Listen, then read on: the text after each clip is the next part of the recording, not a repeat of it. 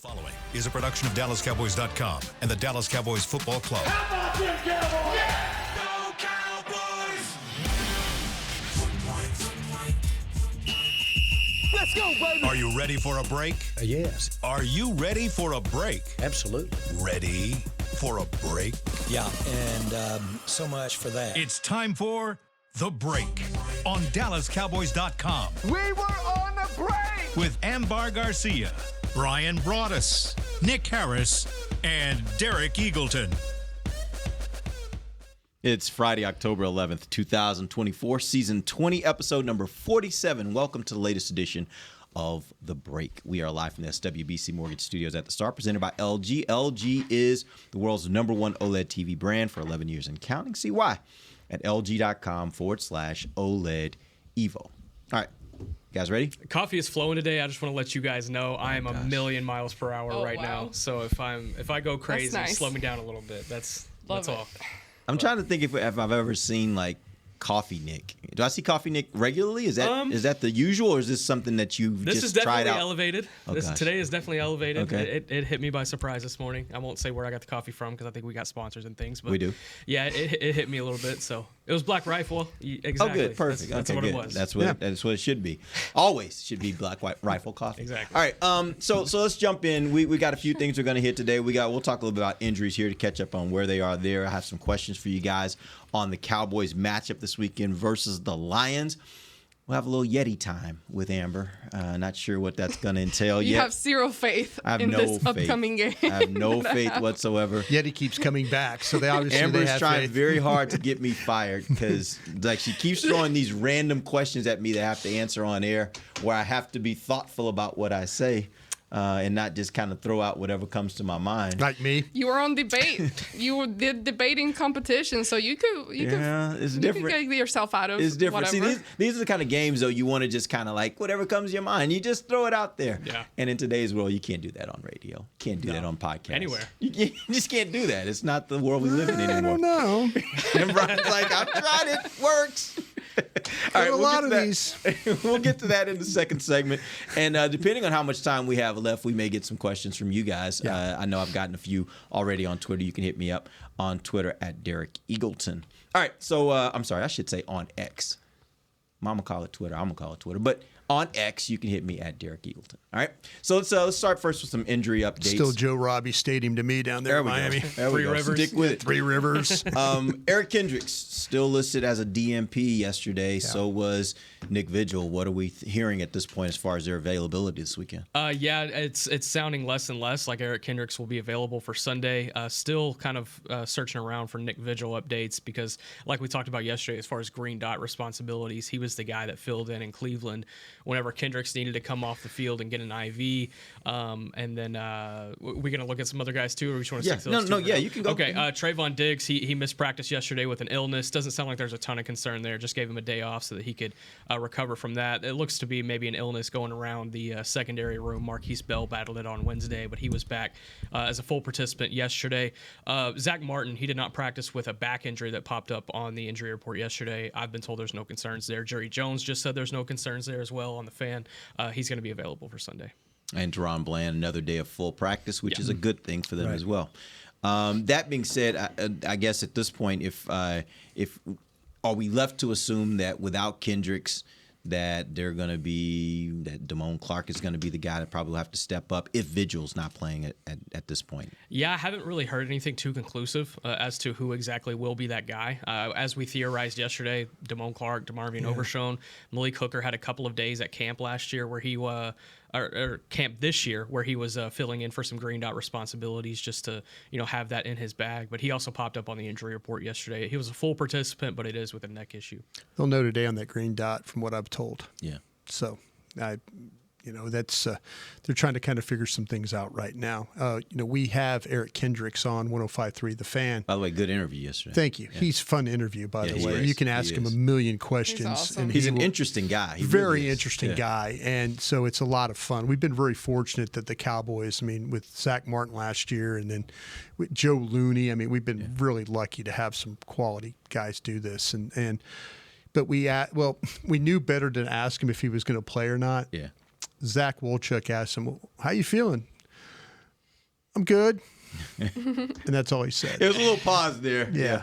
So I was hearing, much like you, Nick, it was going to be a stretch that whether he was going to be able to play or not. And then I asked about the green dot stuff, and a couple different guys told me we'll know today where we're at with that. So keep an eye on that. I'm sure one of our pregame shows will have, whether Christie Scales or the show we do here, DallasCowboys.com, we'll have the idea of where that's going to go. But yeah, it's unfortunate because you really need all hands on deck against this crew, especially the way they run the ball. It's just, every week we look at the stat sheet and it's Eric Kendricks is at the top of the stat sheet, and it's 10 tackles, 11 tackles, 12 tackles. That does make a difference in a game, and especially with the way that they've played run defense the last couple of weeks, that could really, really help you. But with him likely being out, boy, that's going to be, hang on and hope for the best. Let's talk a little bit about this matchup, Cowboys versus Lions. The Lions are coming into this game coming off of a bye. Question for you guys. In your experience of watching, that's the question. The question is, in your experience watching NFL football, how much do you think it helps from the standpoint of rest or hurts from the standpoint of rust, this Detroit team coming off the bye and heading to AT&T Stadium? Is that the first game, rest or rust? Yeah. I don't know. I think with this team specifically and just their play style, it's probably more so a rest type situation for Detroit. I think if you had asked the Lions, hey, what is your ideal bye week? They probably would have said 13 or 14 rather than week 5. But they got it in week 5. So I think with the way they play physically in the trenches, with the way they can lay a hat on a guy defensively, I think taking that rest is probably more so beneficial for this team. I fully expect them to be firing on all cylinders on Sunday. It allowed them to get Frank Ragnow back, their center. And so they'll likely be at full strength when it comes to their offensive line. And, that's something that they dealt with, in the last game against Seattle where they were kind of mix and matching some guys. The week off just allowed them to heal up and get their starting center back who's really, really good. It could be. We've seen teams come out flat after a week off. You kind of you get into the flow of the game, but I'm kind of with Nick. This team is so well coached. The people, the players that they have on this team. They've got some veteran guys. They know what's ahead for them. That you can't come out and, Dallas has got your attention the last couple of weeks, with the Giants game and then, with the Steelers game. Not a lot of people gave them an opportunity to win that football game against the Steelers the other day with being shorthanded. Well, here they're shorthanded again. If you're the Lions and thinking, oh, we're just going to roll out our helmets, well, talk to the Seahawks last week when the Giants came rolling in there and went up and down the field on them and held the ball for extra 15 minutes in that football game. You've got to be on the screws every single week in the NFL or you're going to get beat. So many, trust me, I've had to do these damn bet payoffs every week trying to pick a favorite. Did you get one this week? Did you get No, win? I got lucky. I picked the Commanders. Let's The Browns are bad right now. So, that's where we're at. That's where we're at. If you don't go out there and play your absolute best, someone will find a way to beat you. And it's happening a bunch in the National Football League. And if the Lions come in there flat and Dallas jumps on top of them and and away we go, make it a fist fight and, see who the better team is. I think I agree with you guys. Definitely see it more as rest. And I feel like this game, it's a lot more meaningful and important for the Lions. And this is a weird way to say it, but I'm saying as far as how embarrassed, pissed off, and mad and salty they were after that last loss against the Cowboys. So I think they're coming into AT&T Stadium looking for revenge, looking to redeem themselves. And the Cowboys are in a different position. Yeah, this is an important win, especially you haven't had one at home.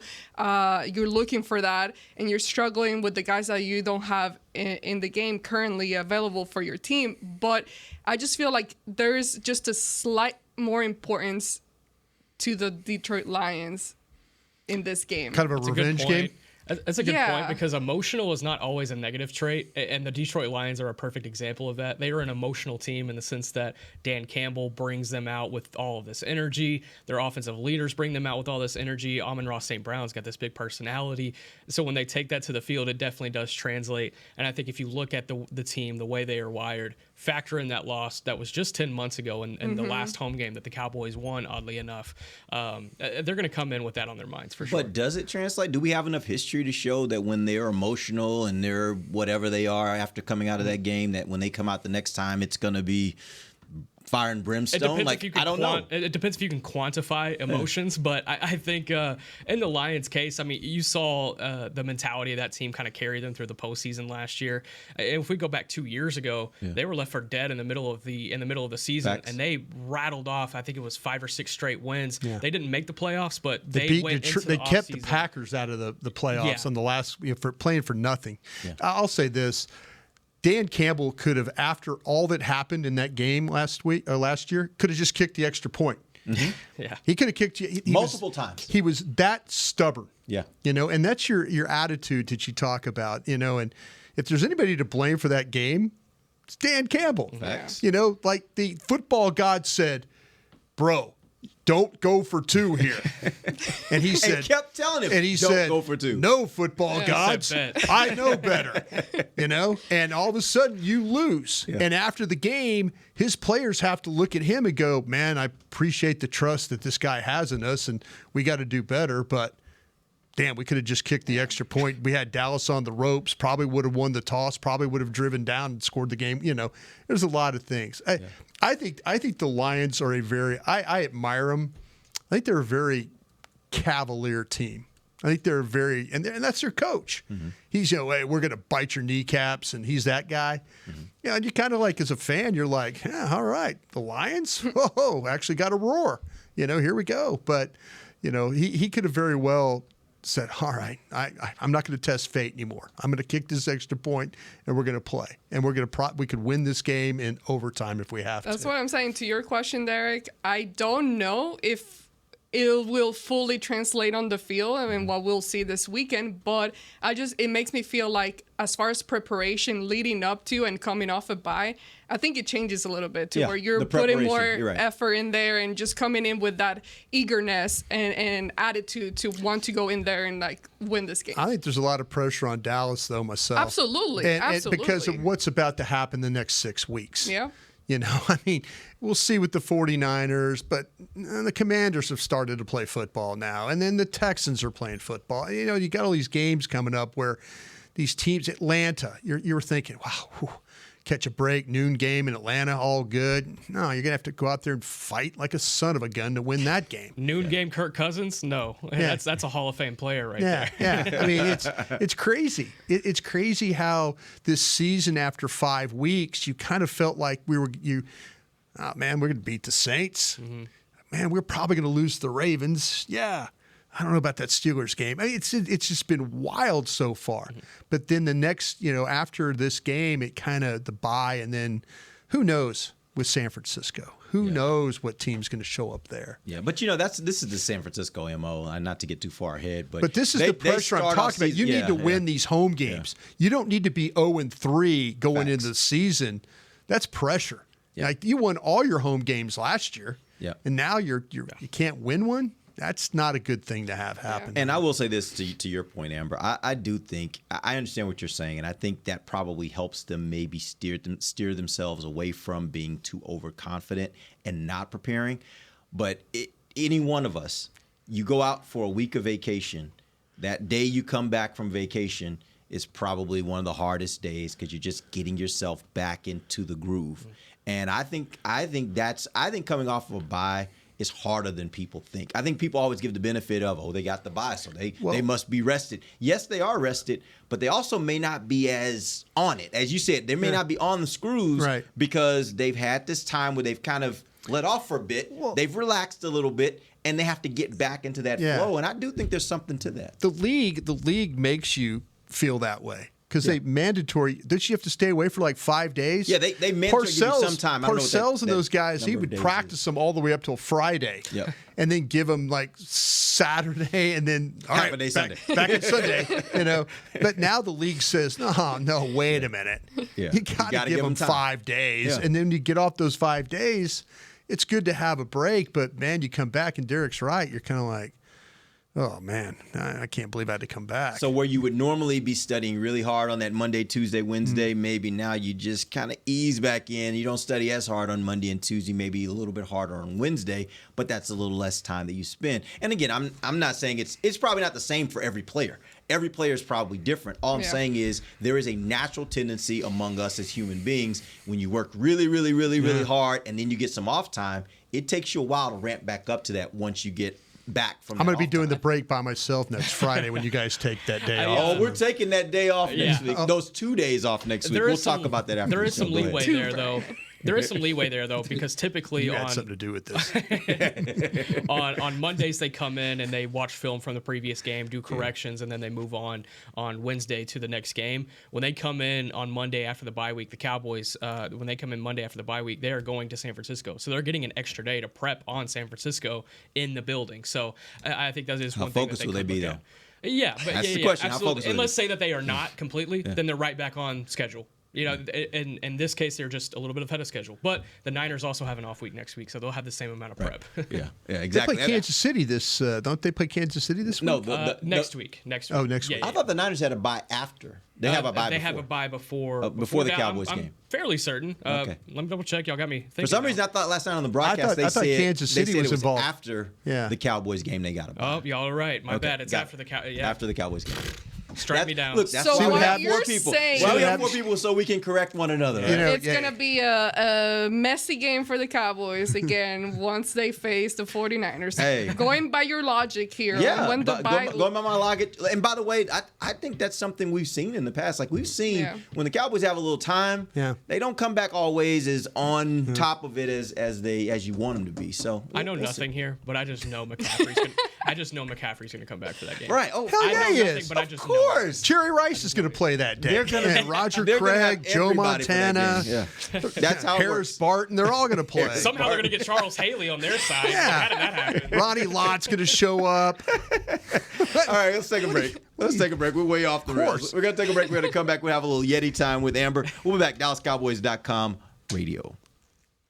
Todd thought it would be secure to jog in the cheetah savanna. Todd believed the big cat repellent he bought online was reliable. And now, Todd is trying to be faster than this cheetah that can run 80 miles per hour. But the good news is, Todd has AT&T 5G that is fast, reliable, and secure. And he learned the best thing to do is stop running and toss her the backpack with the beef stew. AT&T 5G. Fast, reliable, secure.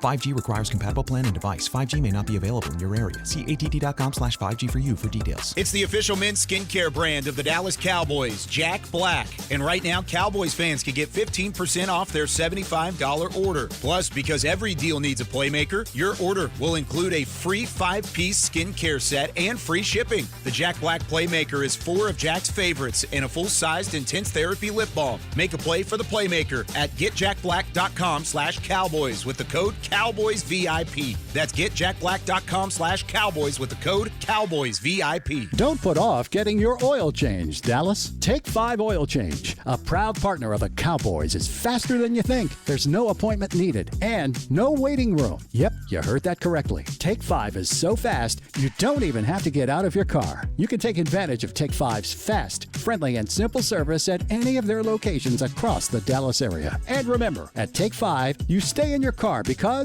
they're faster than you think. Take 5, the official oil change of the Dallas Cowboys. From the field to the festivities, Lucchese embodies the essence of luxury and tradition.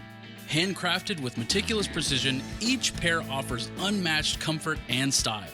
Stand tall while you're tailgating or cheering in the stands with the Dallas Cowboys collection by Lucchese.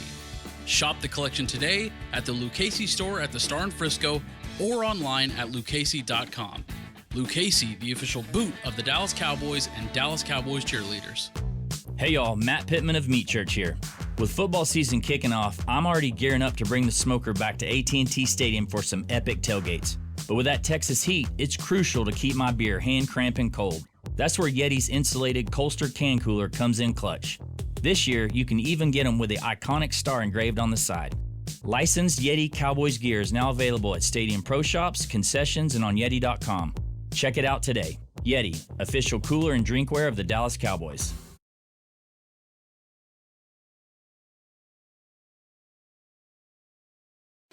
Back to the break.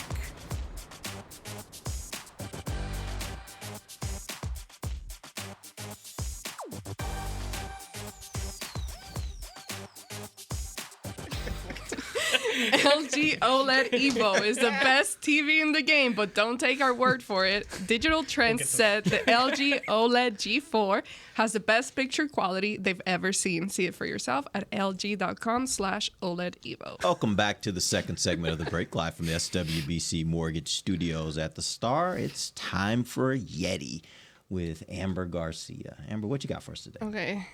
Derek has zero faith in this game, but we'll see how it turns out. This segment is presented by Yeti, the official cooler and drinkware of the Dallas Cowboys. And soccer moms everywhere. Exactly. No doubt. And soccer dads. Soccer moms. And soccer dads. How did you know so much about soccer moms? Soccer moms have figured out what to put in the Yeti cup. Oh, I got you. They're way ahead of the soccer dads. You're right. They're not watching soccer. Soccer moms. Soccer moms are smarter than soccer dads. That is facts. You're right about that. Well, Dad probably doesn't need to figure that out. No, because he's got soccer mom that's got it figured out. Right.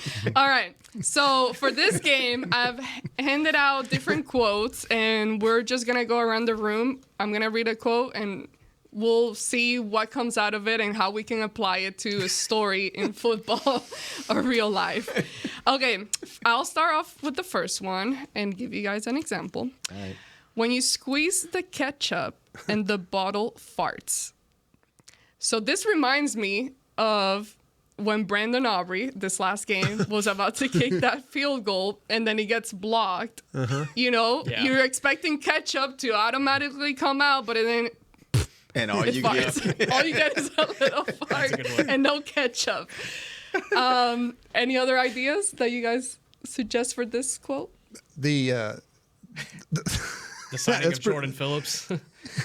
The signing of Jordan Phillips. That's fair. That's a fair one. Okay. I like that one. That's good. How about the play, the daddle, when the ball was supposed to go off tackle, now it's on the ground, and you're like, no. Yeah.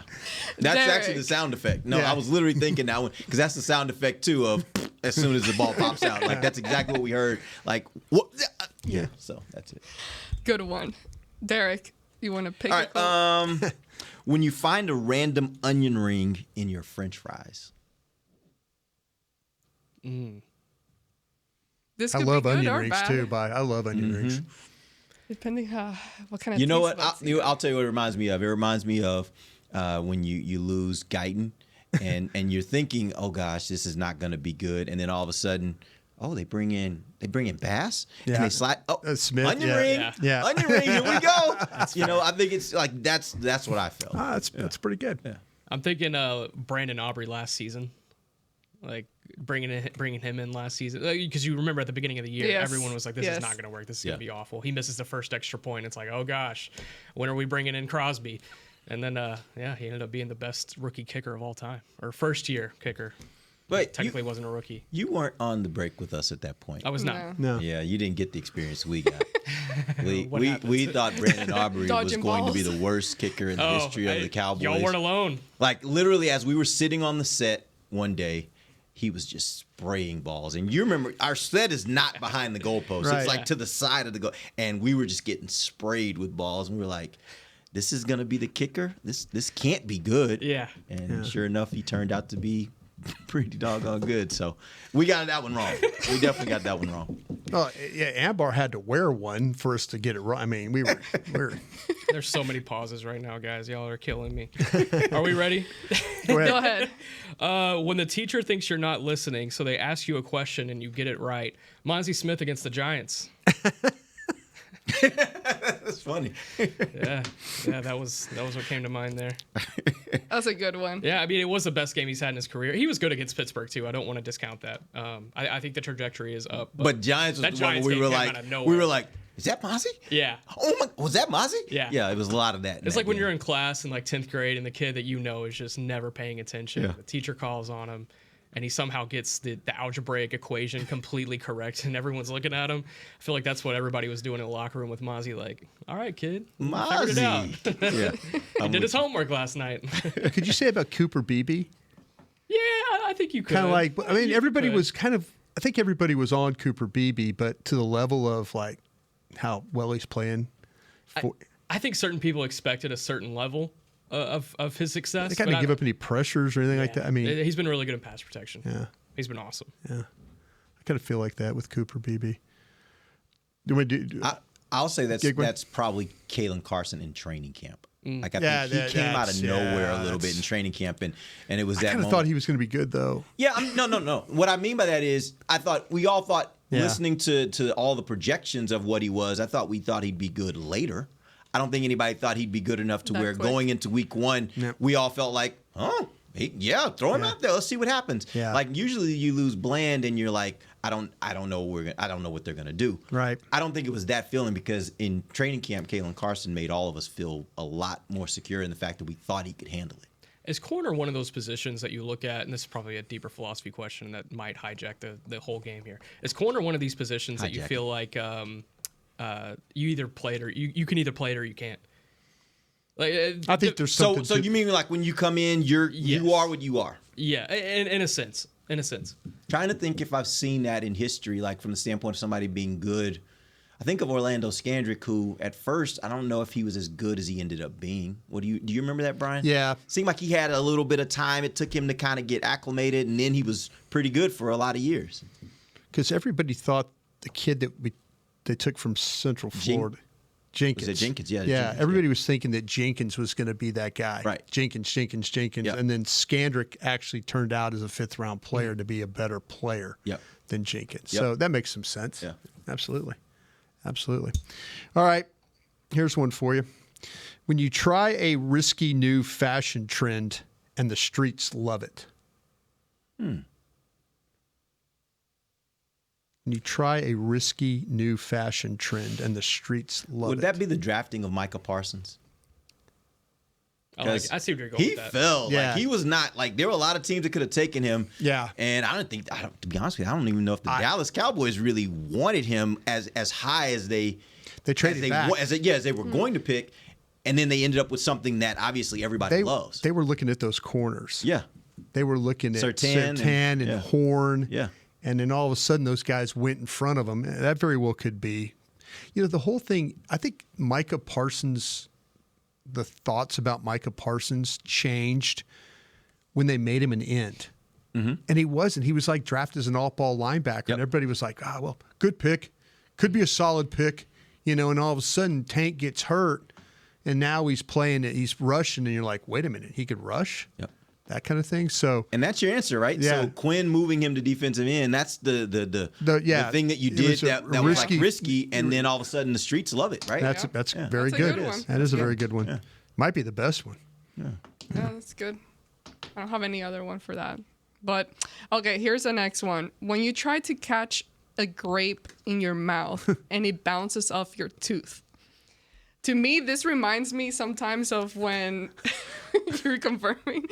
It reminds me sometimes when I'm watching Turpin trying to return and he's catching the ball and then you think he's about to go off and then sometimes he just dances around for a little bit and it's just like the play it didn't lead to much. I kind of thought this was a pass to Spanford. That's good. Oh my gosh. That's good. He's just a big throw it, and sometimes it goes right in, and then the other times it just kind of bounces off your face. I kind of feel like that's That's good. You throw a grape, and you're like, caught it. Throw another one, it hits me in the eye. It hits my forehead. That kind of. I kind of feel like that's like sometimes you throw it to span forward. You just don't know. It might go right where it needs to go. Or it might not. Or it might not. All right, here, I got another one. When you ask Alexa a simple question and she gives you an attitude. This is perfect. This is perfect. What happened?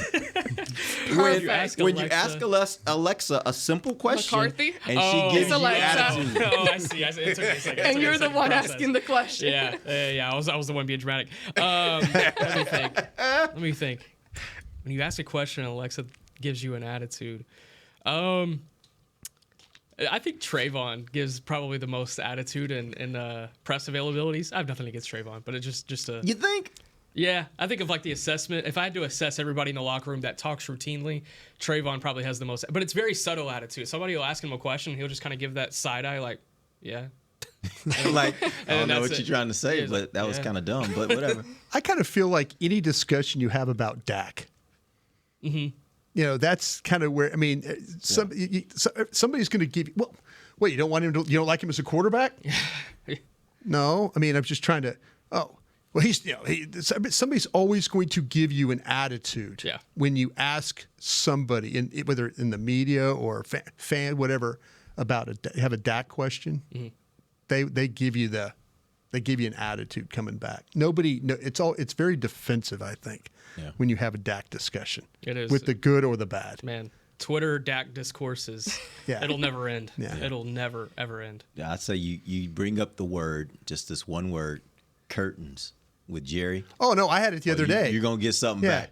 He does not like that conversation. The other day, I mean. He's like, there's sun everywhere. This is not new to the world. There's sun everywhere. Oh, yeah. Curtains. He doesn't like that conversation. Curtains, stadium. Yeah, he ain't having that conversation. Attitude. Yeah. Ready? Okay. Does it have to be Cowboys related? Because I have a good one that's just NFL related. Go ahead. Sure. Okay. When you peel a banana and there's a bruise on it, Deshaun Watson's guaranteed contract of whatever that number is, because that's a big bruise on that banana. I'm telling you. So many ways to go with that, and I'm going to leave it all alone. Double entendre. We'll leave it there. We'll leave that alone. Let's move on. Next. When someone Talk about the contract. When someone is giving you directions and starts using words like east and west. It's got to be McCarthy and the word salad he has. He does. He always he'll say something. You're like, well, it's what? like anything. You just take it east on. Yeah, just kind of, it's has to do with the secondary and that's 2-level read, and then he's always something going on. I mean, could be Jerry too, because he will derail the conversation, and then you go into some crazy stories. I mean, they're always funny, but I actually think he does that on purpose too. I think when Jerry doesn't want to talk about something, I think he just takes that conversation right over here, and he's just going to tell you a story. Parcells used to do that a lot in his press conference. If he didn't want to talk about something, he would take you into this story, and by the time he finished the story, he'd be like, "Man, that was such an awesome story," and you forgot all about the question you really asked because you were just enamored with the story he told you. I think they all do that when they want to get away from whatever it is. That's how I feel about Brian's Parcells stories too. Yeah, man, that's trauma. All right, do we still have time or no? Can I have one more? Can I do one more? Yeah, do one more. You guys maybe will know this one. When you find the perfect rock to skip, but mess up the throw. What did I just say earlier? Come on. What did I just say earlier? Who's a quarterback? Trey Lance. Yeah, that's right. It was Trey Lance. Trey Lance. Very well done. Yep. I completely forgot what I said. The coffee is flowing. I'm 87 conversations past that. Yeah, that's a good ender right there. Yeah. Trey Lance. Yeah, that's Trey it. Lance. Trey Lance. All right. Appreciate you guys for that. That was a good show, a good game, Amber. We made it through, and I think we're all still intact. I think I will not get any phone calls or text messages about this. I haven't to this point, so we're good. All right, let's get into the final segment. We're going to take our final break, come back. I got a couple more questions for you guys, and we'll get to picks. We'll be back. DallasCowboys.com radio.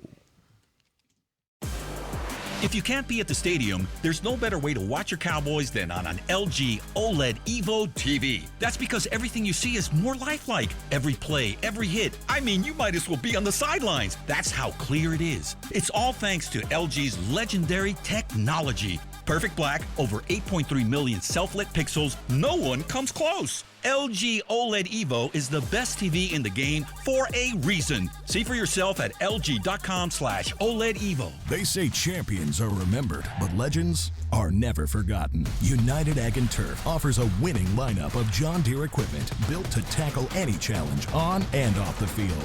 Legendary John Deere tractors, combines, residential mowers, commercial mowers, compact construction equipment, Gator utility vehicles, and a full line of golf and sports turf equipment. United Ag and Turf, the official Ag and Turf equipment supplier of the Dallas Cowboys. Visit unitedagandturf.com to find a location near you. If you shout, "How about them Cowboys?" you have that undeniable passion that's the heart of Cowboys Nation. And if you like to drink Dr. Pepper, you love the unique blend of its 23 flavors. Together, your one-of-a-kind fandom paired with the one-of-a-kind taste of a delicious ice-cold Dr. Pepper is the game day lineup that can't be beat. Better yet, gather your Cowboys and Dr. Pepper fan friends to watch the next game and crack open a delicious ice-cold Dr. Pepper for everyone. The wins will be even tastier. It's a pepper thing. And we're going to overtime. Erica, how much have I spent on concessions? For questions about their money, Dallas Cowboys fans can turn to Erica, the virtual financial assistant in the Bank of America mobile banking app. Learn more at bankofamerica.com/Erica by your side. Bank of America, official bank of the Dallas Cowboys. Erica responses may vary. Digital tools featured require downloading the mobile banking app and may only be available on select mobile devices. Erica is a mobile feature only available in the English language. Your chat may be recorded and monitored for quality assurance. Message and data rates and additional terms may apply. Bank of America, N.A., member FDIC. Todd thought it would be secure to jog in the cheetah savanna. Todd believed the big cat repellent he bought online was reliable. And now, Todd is trying to be faster than this cheetah that can run 80 miles per hour. But the good news is, Todd has AT&T 5G that is fast, reliable, and secure. And he learned the best thing to do is stop running and toss her the backpack with the beef stew. AT&T 5G. Fast, reliable, secure. 5G requires compatible plan and device. 5G may not be available in your area. See att.com/5G for you for details. Back to the break. AT&T, connecting changes everything. Welcome back. Final segment of the break, live from the SWBC Mortgage Studios at the Star. The segment's brought to you by blockchain.com. Bing. All right, we'll take that ding. All right, real quick, I got a couple questions for you guys before we make our picks for the week. First question. Rank these offensive threats for Detroit. I want you to rank them from least to most concerning. Amon-Ra St. Brown, Jameson Williams, Sam Laporta, Jahmyr Gibbs, David Montgomery. God dang. I'm going to go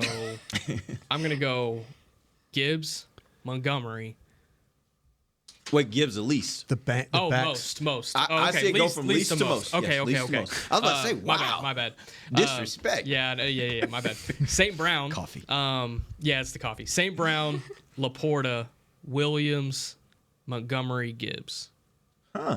That's interesting you put Williams above St. Brown and Laporta. Yeah, the big playability. And Dallas' secondary has definitely been prone to giving up those big plays. And if they're looking for a big, Rashid Shaheed, Rashad Bateman. There have been two this year. And there were two costly ones. Absolutely. Yeah. But there have been two, and I saw this stat on our Next Gen Stats website.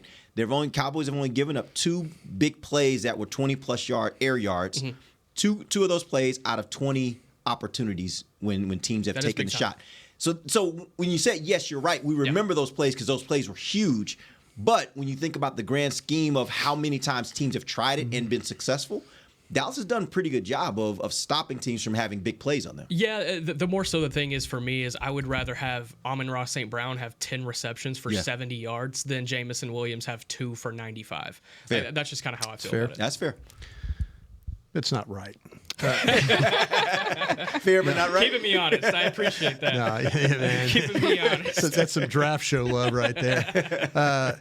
I think it's Williams, Montgomery, Laporta, St. Brown, and then Gibbs for me.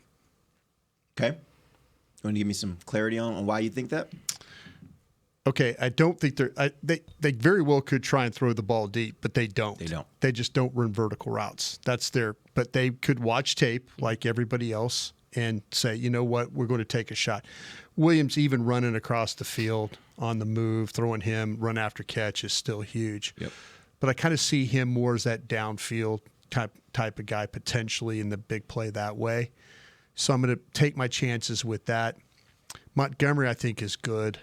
I just, as a complimentary back, I mean, he's still the power, the ability to run inside, outside, and he's just a physical guy. I feel like, though, with Laporta, that he's a guy that you're going to have to find a way. You almost have to treat him like a wide receiver. How is Jordan Lewis going to get some coverage snaps? You're going to put a safety on him. Can Hooker handle him? Can Wilson handle him? The linebackers, Kendricks is one of your better cover guys. Now he's probably going to be out, so that's going to be a problem. I think the thing with St. Brown, all those in-breaking routes, run after catch, when they need a big play, and the dude even throws for touchdowns, the Philly special that they ran in the Seattle game.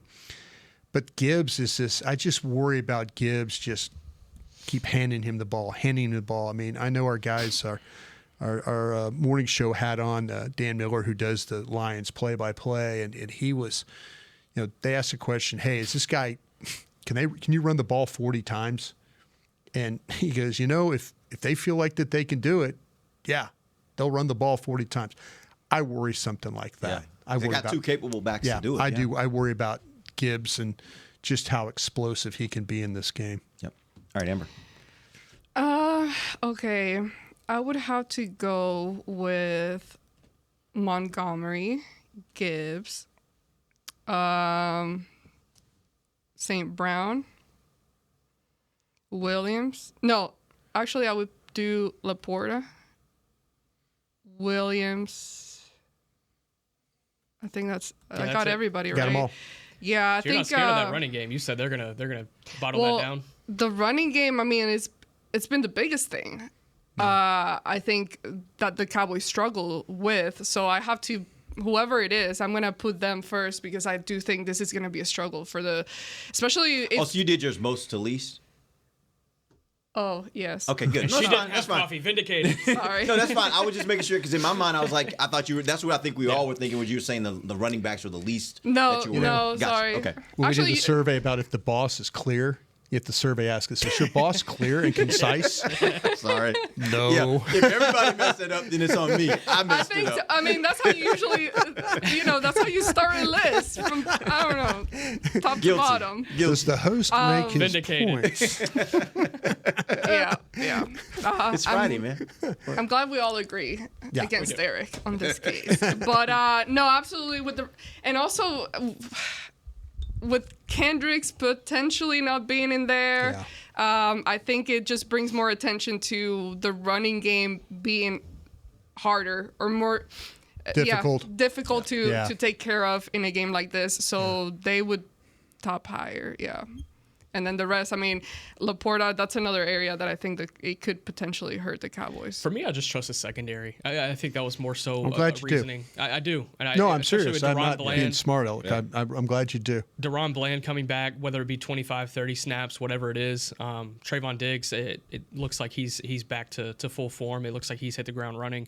I think these safeties have cleaned it up in these last couple of weeks. I still would like to see more Marquise Bell on passing downs, but nevertheless, I trust the secondary. Would you? If you're going to play Bland for say 20, 25 plays, would you put him on Laporta every single time? No, because I trust Leofau over Schoen. Okay. Wilson. Okay. Wilson. I would actually mix it up. I wouldn't show them the same look. So I would do a little bit of that. I may use a little bit of Bland. I may use a little bit of Jordan. Yeah. Like I'd mix it up on Laporta and just make sure that they don't know what I'm doing with Laporta. So they can't get a beat on it. Right. So that they can't really they know every given play could be a little different. So I have to think about that. And hopefully that takes him out of the game a little bit more. Yeah. Maybe somebody that's not as quick and doesn't run as fast. Get kind of Bland back in the game. That's kind of what I was thinking. Maybe like a Jamison Williams. Don't put him on James because he'll run by him. Is there anybody can match his speed in the secondary? Not really. I mean, you got the length of Trayvon Diggs. Yeah. Sometimes once I wouldn't let him get started though. He that can run, free man. access and routes, man. He can kill you. Yeah. Okay. One other real quick question before we do our picks. If Detroit can effectively limit CD after he hit him last year for a big day, he had 13 catches, 227 yards, including a 92-yard touchdown. So obviously he's going to be a target for them. Yeah. Who has the better chance of making them pay for paying extra attention to CD between Jake Ferguson, Jalen Tolbert, Kavontae Turpin, and Rico Dowdle? I'd like to look at Jake Ferguson. I think this is an opportunity for him. Linebacker depth is dealing with some injuries. They got a guy on IR. I think they could. You could look at Jake Ferguson, but also you got to factor in the Brian Branch problem, and that's just going to be weird. Be the issue. That's going to be weird because he does something different every week. It feels like so.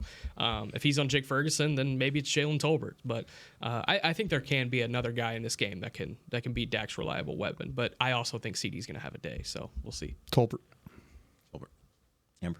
Yeah, I would agree on Tolbert. I mean, that's kind of what it's been trending at the moment. And I think his arrow is trending up with the connection that he has with Dak. And I think with Ferguson, I mean, I absolutely love Ferguson, and I think he's extremely talented, but he still hasn't been, made his presence known after coming back from the injury. I think he's still kind of getting his way back up because that's a guy, and tight end has always been a position that Dak has always relied on, and it just hasn't been the same just yet for what it's been in the season. So I honestly think if the Cowboys win this game, it will be because Kevontae Turpin makes some plays for them. Some big plays love for that. them. Because I think this is going to be a game that offense is going to have to score a lot of points. Yeah. They're going to need some big plays. And I think Turpin adds that part to the game that really they never really took advantage of with Cooks, in my opinion, in that way. But we saw even last week they used Turpin a lot more in that kind of role last week, where they were just kind of using him a little bit more in a diverse way than what they would use Cooks. I think they're going to do the same thing this game. Just remember right before half in the game at Green Bay at Lambeau Field on Dak's first year, they ran a jet sweep with Lucky Whitehead. Yep, remember that. They got up the third down conversion, and then they drove down the field and scored a touchdown right before half, and that really turned the game around. Mm-hmm. So anything like that to get Turpin, if he could get a kickoff return or a punt return or something like that, need to go. That would require motion at the snap. All right, you hungry? Yeah. She's like moving this along. I'm like, you didn't eat corn dog yesterday. Close food.